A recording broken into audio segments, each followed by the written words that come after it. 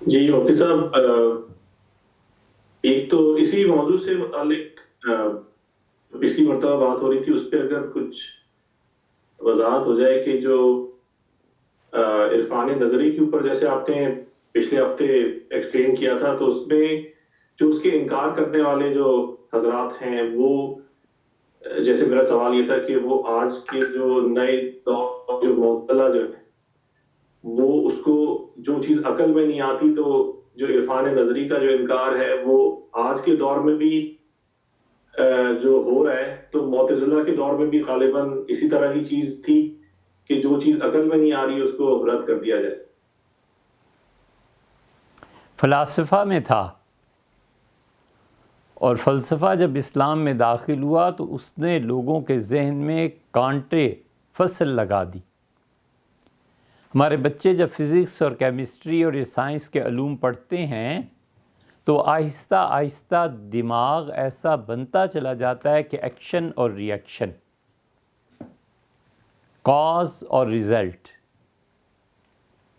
نتیجہ یہ کہ جب ان کا مرحلہ آتا ہے غیب پہ ایمان لانے کا، تو وہاں بھی یہ ذہنیت کام کرتی ہے کہ کیوں ہوا، کیسے ہوا، اور پھر انکار کرنا پڑتا ہے۔ اب انکار کریں تو اسلام ہاتھ سے جاتا ہے، مانیں تو عقل ہاتھ سے جاتی ہے، اس لیے کہ عقل کہاں تک سفر کر سکتی ہے؟ انسانی عقل عقیدے میں بالکل نہیں چلتی۔ عقیدے کا سارا دار و مدار غیب پر ہے، نبی کی زبان پر ہے علیہ الصلاۃ والسلام، بس۔ عقل کیسے یہ مان سکتی ہے کہ خدا کی طرف سے وحی آئی؟ عقل اللہ تعالیٰ کی صفات کو بھلا سمجھائے گی؟ عقل تو اتنی چھوٹی چیز ہے کہ وہ صفات باری تعالیٰ کو سمجھ ہی نہیں سکتی۔ اسی لیے صوفیہ کو عالم کشف، عالم مثال، هو الہو، یہ ساری چیزیں انہیں لکھنی پڑی کہ میں کس مقام پہ پہنچا، میں نے کیا دیکھا، کیا چیزیں تھیں، یہ عالم سارے کیا ہیں۔ برزخ کو عقل کیسے حل کر لے گی؟ تو اس لیے اس کے بس کی بات ہی نہیں۔ ابن خلدون نے اسی لیے لکھا ہے کہ عقل ایک چھوٹا ترازو ہے جس پہ آپ سونا تول سکتے ہیں، رتی تولا ماشا۔ اور کوئی آدمی کہے کہ پہاڑ کو اس پہ تول لوں گا تو پہاڑ کہاں آ جائے گا اس میں، ترازو میں؟ عقل انسانی کی ایک پرواز ہے، بس وہ پرواز ہے، اس سے زیادہ کچھ نہیں ہے۔ اور اعمال میں پھر دو چار تکے لگا لیتی ہے، مثلا زکوٰۃ کی کوئی عقلی حیثیت بیان کر دیتی ہے، غریبوں کا فائدہ ہوتا ہے، یہ ہوتا ہے، وہ ہوتا ہے۔ اور پوچھے کوئی عقل سے کہ لاکھوں روپے خرچ کر کے جانا اور ساری مشقتیں برداشت کرنا اور ایک پتھر سے بنے ہوئے گھر کا طواف کرنا اور ایک پتھر کو چومنا، یہ سب چیزیں آخر ہے کیا مسئلہ تمہارا کہ لاکھوں روپے دے کے تکلیف خریدتے ہو؟ اگر اللہ کی محبت نہ ہو، شریعت کا احترام نہ ہو تو کون جاتا ہے؟ آتی ہے کسی کی عقل میں؟ اللہ کی محبت کھینچ کے لے جاتی ہے، شاعر کی عظمت کھینچ کے لے کے جاتی ہے۔ محبوب نے جن دیار کا تقدس بیان کیا ہے وہ ادھر سے کھینچ ہوتی ہے اور آدمی چاہتا ہے، سب کچھ جانتے بوجھتے۔ اس لیے عقل انسانی اس کا اپنا ایک معیار ہے، حجت ہے، بہت سی جگہ پر دلیل کے باعث کام آ سکتی ہے، لیکن عالم غیب پر اس کا تسلط نہیں ہو سکتا، وہاں پر نبوت پر اعتبار ضروری ہے۔ رہ گئی آپ کی یہ بات کہ عرفان نظری میں پڑھا کیا جائے، یہی بات تھی نا؟ کیوں خالد صاحب؟ جی جی، پڑھانا چاہیے اور پڑھنا چاہیے بنیادی چیزوں کو پہلے تو۔ بنیادی چیزوں میں سے مولانا منظور نعمانی صاحب رحمۃ اللہ نے بڑی اچھی کتاب لکھی ہے، تصوف کیا ہے۔ غالباً یہ اللہ کا واحد بندہ ایسا ہے جس کی کسی بھی کتاب میں کوئی ایسی خاص غلطی نہیں ہے، اتنی سلاست ہے، اتنی سلامتی ہے کہ کیا مجال ہے کہیں بھی وہ اہل السنہ کے مسلک سے ذرہ برابر ادھر ادھر ہوئے ہیں۔ حضرت شاہ ولی اللہ رحمۃ اللہ کا جو نظریہ تھا نا کہ ہم عقل اور نقل کو تطبیق دیں گے، صحیح معنی میں یہ حضرت مولانا منظور نعمانی صاحب رحمۃ اللہ علیہ کے حصے میں آیا۔ انہوں نے جو کچھ لکھا ہے وہ پڑھنا چاہیے۔ ان کے بعد دوسری چیز حضرت نے لکھی ہے مولانا ابوالحسن علی ندوی رحمۃ اللہ علیہ نے، سلوک اور احسان، اور عربوں کے جو اعتراضات تھے تصوف پہ، حضرت رحمۃ اللہ نے اس کا جواب دیا ہے اپنی حد تک۔ یہ پڑھانی چاہیے بچوں کو تاکہ ذہن اس چیز پر آمادہ ہو کہ علم کے ساتھ تربیت اور اس مادی دنیا کے ساتھ اس عالم الغیب پہ ایمان لانا اور اس کے تصرفات کو تسلیم کرنا، یہ عرفان نظری کی چیزیں ہیں۔ پھر منتخب ابواب مولانا روم کی مثنوی سے پڑھانے چاہیے، جہاں پہ انہوں نے زبردست وکالت کی ہے صوفیہ کی، اور تصوف کیا چیز ہے، اس کی ضرورت اور اہمیت کیا ہے۔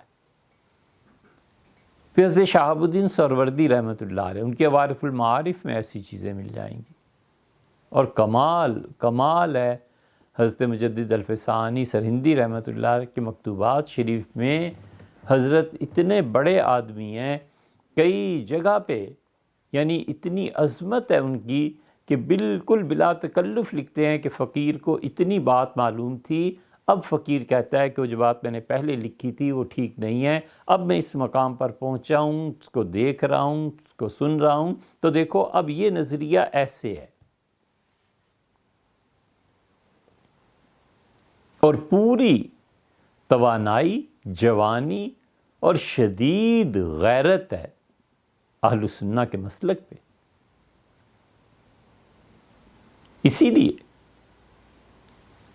جو کمزور مسلک کے صوفیاں ہیں، حضرت نے بڑی شدید تنقید کی ہے۔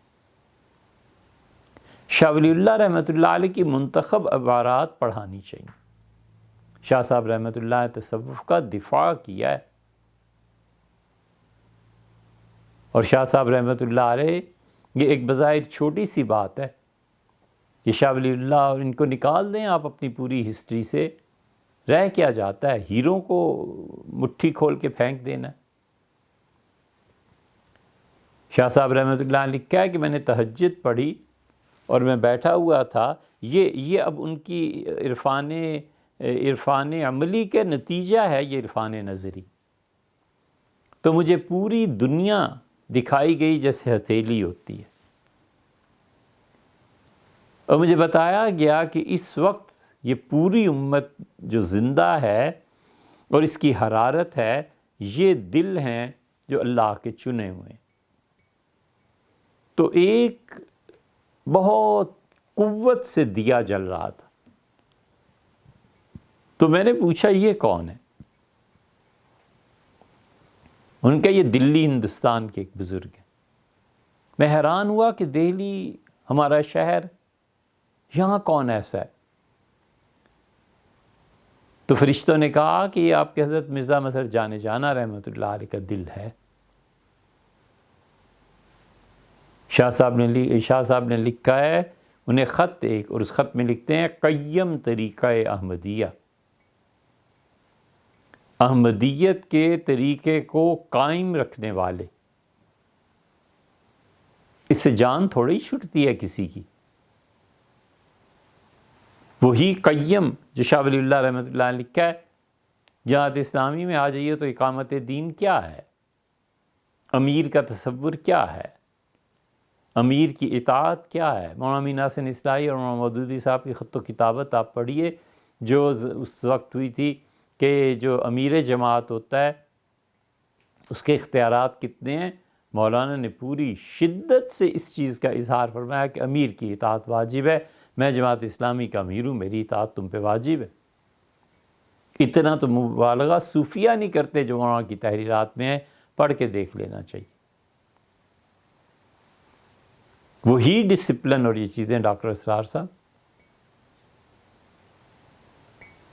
وہی چیزیں سلسلہ نقشبندیہ غزنویہ کے آخری جو حضرات تھے، یہ حضرت رحمۃ اللہ نے خود ارشاد فرمایا کہ ان کے خطوط آئے تھے کہ ہم چاہتے ہیں کہ زندگی کا بقیہ حصہ وہاں آ کر گزاریں رائے بریلی میں، اور یہ عذر ہیں اور رائے بریلی آنے کو جی چاہتا ہے۔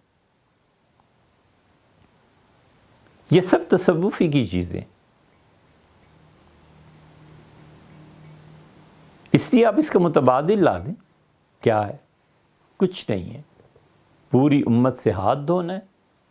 تو اس سے منتخب تحریرات جو ہیں یہ پڑھنی چاہیے۔ ابن تیمیہ رحمۃ اللہ علیہ، شیخ الاسلام نے غالباً 2 جلدیں ہیں ان کے فتاویٰ میں، تصوف، سلوک، احسان، یہ سب چیزیں کیا ہے، اسے پڑھنا چاہیے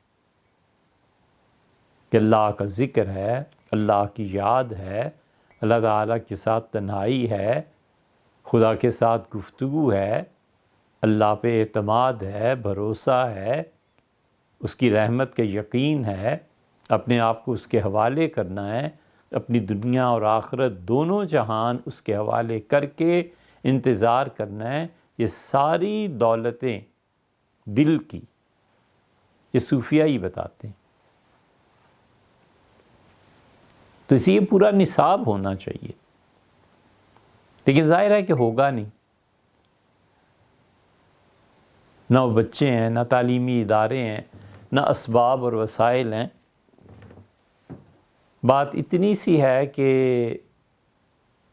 پتہ دینا ہے کہ ایک چیز یہ کرنے کا کام ہے، آگے کس نے کرنا ہے اور کس سے اللہ تعالیٰ لے گا کوئی کچھ نہیں جانتا۔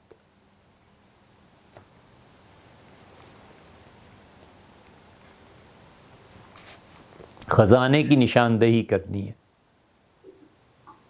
پتہ بتانا ہے کہ فلاں جگہ پر خزانہ ہے، اب کون کھودے اور کون اسے نکالے اور کون اس سے سیراب ہو، یہ اللہ ہی کے علم۔ احیاء علوم الدین امام غزالی کی حدیث کو چھوڑ کے انہوں نے بعض مباحث لکھی ہیں، کمال کی چیزیں لکھی ہیں امام غزالی نے۔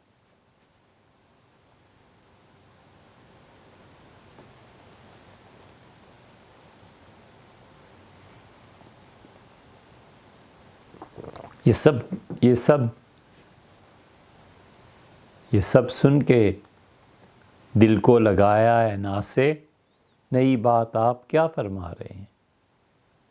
یہ سب سوچ کر دل لگایا ہے ناسے، محبت میں مقامات طے کرنے پڑتے ہیں، یہ سب کچھ سوچ کے دل لگایا ہے، نئی بات کیا آپ فرما رہے ہیں؟ ہمیں کون سا نیا راستہ دکھانا ہے؟